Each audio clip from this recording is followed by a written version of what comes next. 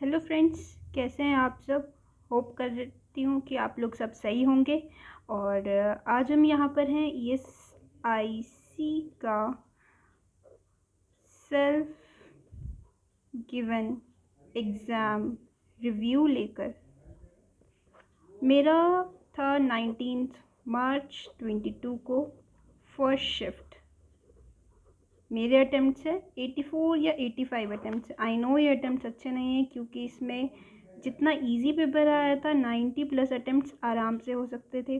मेरा current affairs का system गड़बड़ा गया और मैथ्स रीजनिंग इंग्लिश तो ठीक था। मैथ्स में क्योंकि मैं अरिथमेटिक मेरी अच्छी नहीं है बिल्कुल भी, तो मैं सारे क्वेश्चन अटेम्प्ट नहीं कर पाई।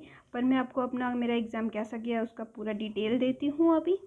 और आपका एग्ज़ाम कैसा हुआ है, आपने कितने अटेम्प्ट्स किए हैं, एक्यूरेसी कितनी है, तो प्लीज़ मुझे कमेंट सेक्शन में ज़रूर बताइएगा। और इंग्लिश में मैंने अटेम्प्ट किए हैं 24 क्वेश्चन, रीजनिंग में 15, क्वांट 20, CA 25। इंग्लिश, रीजनिंग और क्वांट तो इजी टू मॉडरेट आया था। और क्वांट में हमारे, मैं आपको बताती हूँ कितने क्वेश्चंस आए थे।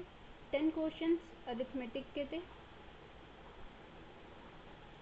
2 नंबर सीरीज आई थी और सिंप्लीफिकेशन अराउंड 8 to 10 क्वेश्चंस आया था। और इसके अलावा DI हमारे इसमें मेरे फर्स्ट वाले शिफ्ट में DI एक भी DI नहीं आई थी। अरिथमेटिक, नंबर सीरीज और सिंप्लीफिकेशन ही मेन आया था।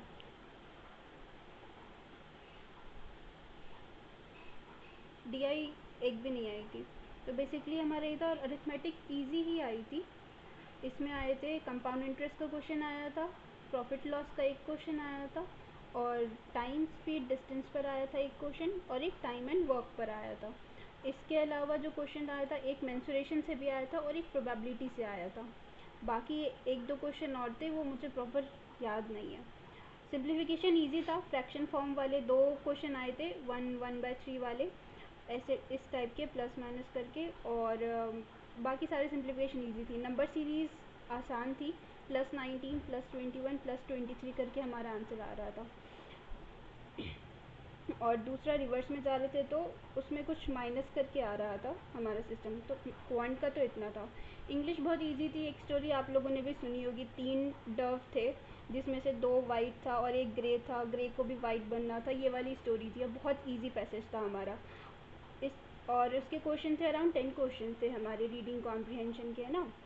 और इसके अलावा ग्रामर से रिलेटेड जो हमारा क्वेश्चन आया था वो था 5 क्वेश्चन अराउंड था, जिसमें हमें 4 सेंटेंसेस दिए हुए थे और उसमें से बताना था कौन से सेंटेंस में हमारा ग्रामर के रूल के अकॉर्डिंग चीज़ें गलत आ रही हैं।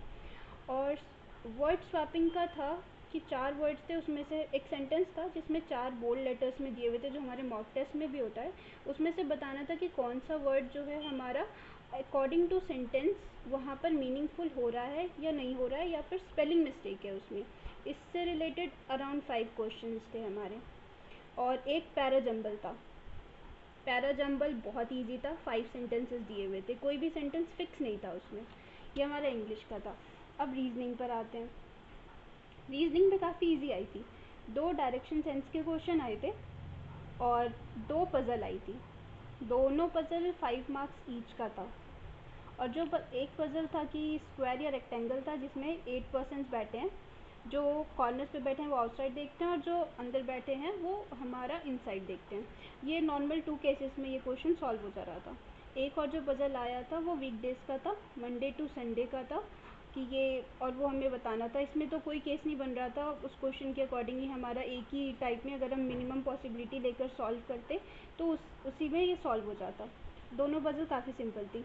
इसके अलावा नंबर सीरीज़, अल्फ़ान्यूमेरिक सीरीज़ आई थी 2, 1, 3 ऐसे नंबर देकर, और उसके अकॉर्डिंग क्वेश्चन पूछा हुआ था कि अगर लास्ट 2 डिजिट ले तो 3 से डिवाइड करने वाला नंबर कौन कौन सा कितने हो जाएंगे, और रीअरेंज कर दें हम कि फर्स्ट को थर्ड पे कर दे, थर्ड को फर्स्ट पे कर दे, तो स्मॉलेस्ट डिजिट लार्जेस्ट डिजिट कौन सा होगा। सिंपल सा क्वेश्चन था।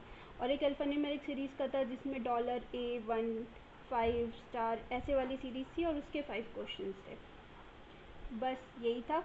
और इनइक्वालिटीज़ आई थी। इनइक्वालिटीज़ के 3 क्वेश्चन थे, 2 या 3 क्वेश्चन थे, और वो भी काफ़ी इजी क्वेश्चन थे। अब बात आती है हमारी करंट अफेयर्स की। Current affairs easy to moderate ही लगा मुझे, क्योंकि अंदर डीप क्वेश्चंस नहीं आए थे। ऑलमोस्ट हेडलाइन से ही क्वेश्चंस आए हुए थे, और ये क्वेश्चंस जितने आए थे वो मैं या तो आपको डिस्क्रिप्शन में या फिर कमेंट सेक्शन में लिख के बता दूँगी। और आप जिनका नेक्स्ट शिफ्ट में एग्ज़ाम है, ऑल द बेस्ट उनको। बिल्कुल भी घबराइएगा नहीं, बहुत ईजी पेपर आएगा, कामली सॉल्व कीजिएगा। All the best, thank you so much.